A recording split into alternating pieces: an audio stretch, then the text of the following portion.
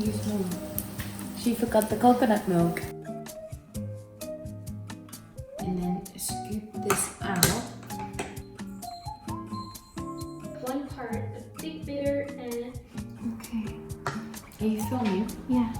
Wait, this is not a good angle.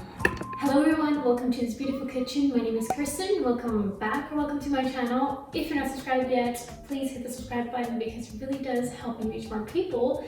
And today, we're finally doing something food related. I love food. However, I have recently discovered that I have a lot of intolerances, which is great, not. So my friends were asking, Kirsten, what do you eat? Can you even eat something? And yes, I can, luckily. Lots of good things, as you'll see in this video today, but what exactly is it that I'm cooking without? No gluten, no wheat, no soy, no lactose, no cow's milk, and also no preservation thingy called E621. So today we're making some delicious things in this beautiful kitchen.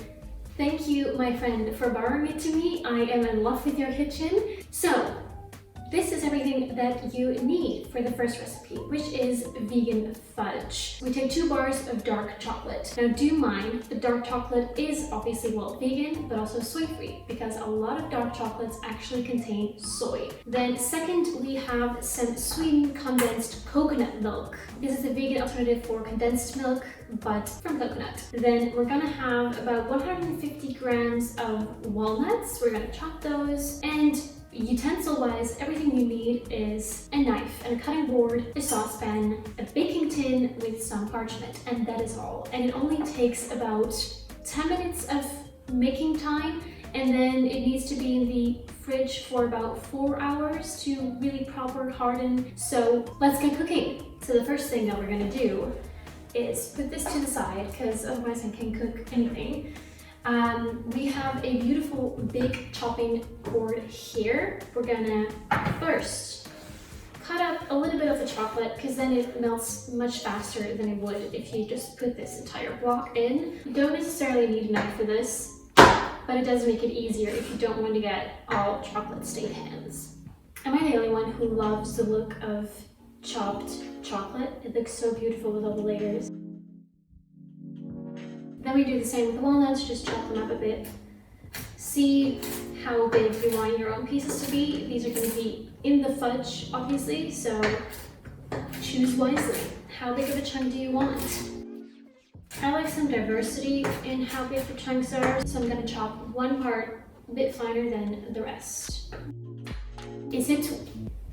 Now we're going to turn on the heat a little bit, like high, medium heat. I'm gonna put it at 4.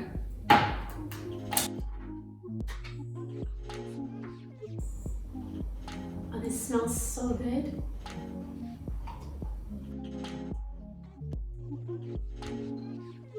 Then we add all the chocolate to the pan.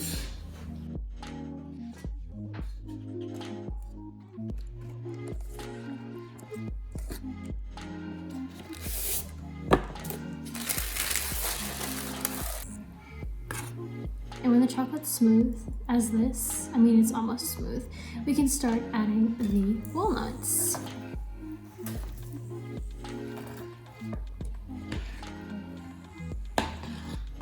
We can also switch off the heat, turn down the heat depending on what kind of heat source you're using. And then now we're gonna just start adding it to the baking tin.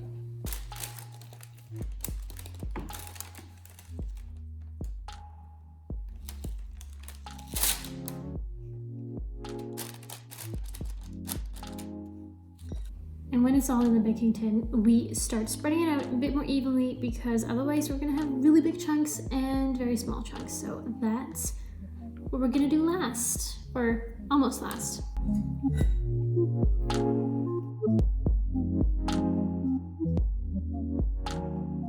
Okay, so now the fudge is in the fridge and we're gonna make a curry. This curry contains a lot of good ingredients. We have some fresh tomatoes, some pumpkin that's already been sliced because we're gonna make it easy, some tomato paste. You can always get them in cans, but I get them in tubes because I use it so often that it just makes more sense. Obviously some onion and garlic, some garam masala spices. It's already a pre-made blend, but you can make it yourself as well. Some chickpeas, obviously some whole grain rice because we want to be healthy, and we're going to cook everything with some coconut oil. So let's get started. We're going to start with the basics, and I'll try not to cry, but we're going to chop an onion. Just chop it very finely. Then we're also going to do the garlic. Oh, do you have the garlic press?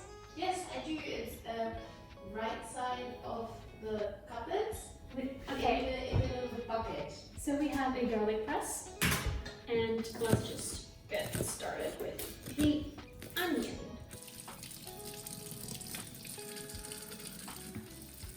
While the coconut oil is melting, we're already gonna cut the tomatoes that we have just washed. Don't forget to do that. And I have, how many? 1, 2, 3, 4, 5, 6, 7, 8. That was just very random. There's no real idea behind it. If I already think that we'll have enough with 6, then I'll only put it in 6, but I'll keep you posted about that.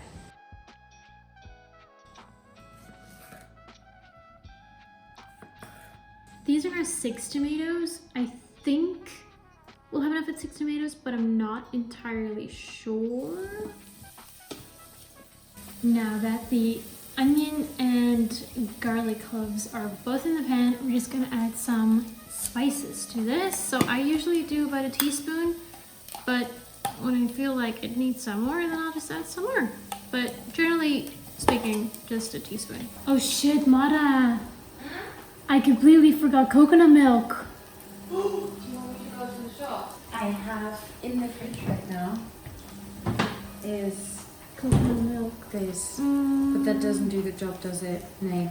Well, I do have a lot of tomatoes. Do you think I'll be fine without coconut milk? Use more. She forgot the coconut milk. So we're gonna add some coconut milk instead of the one that I actually meant to get here. So usually you would add some OG coconut milk from a can, but now we're just gonna use some very liquid one. You got this. Wing it. Wing it. Thank you.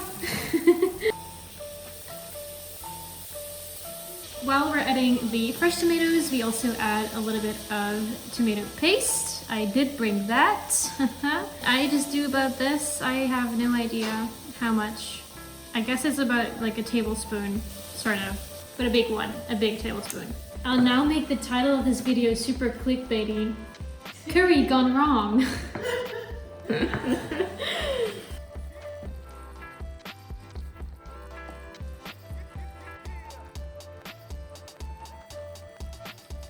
Let's first add half a cup. I have no idea. I think half a cup is safe. It's not too liquidy, hopefully. But otherwise, if you would use proper coconut milk, then obviously a can of like 400 grams, 400 milliliters, that would do the trick. And now we'll just let this simmer a bit because it's very wet. But I'm also already gonna add the pumpkin because that needs to cook in this for some time.